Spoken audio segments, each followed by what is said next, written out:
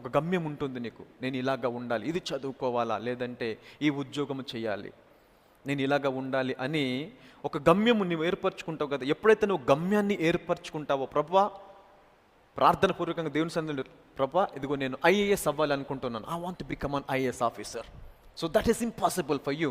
నీకు నీ పరిస్థితి, నీ కుటుంబ సమస్య, నీ కుటుంబకు ఉన్నటువంటి దాన్ని బట్టి అది నీకు అసాధ్యం అవ్వచ్చు. అయితే ఈ డెస్టినేషన్ ఎప్పుడైతే, ఈ గురిని ఎప్పుడైతే నువ్వు దేవుడి సన్నిధికి తీసుకొస్తావో, ప్రభువా నాకు ఇది ఆశ ప్రభా, నేను ఇలాగ అవ్వాలి, కానీ నా స్తోమత సరిపోదు, నా కుటుంబ ఆర్థిక స్తోమత సరిపోదు, కానీ నాకు ఇది ఆశ ప్రభా, నీవు నాకు తోడుగా ఉన్నావు కాబట్టి నేను ఇది జయించాలి, ఇది చెయ్యాలి అని నీ యొక్క గమ్యాన్ని దేవుడి సన్నిధికి తీసుకొస్తావో, దేవుడు ఆ గమ్యాన్ని అప్రూవ్ చేసి దాంతోపాటు నీకు ఏమిస్తాడో తెలుసా?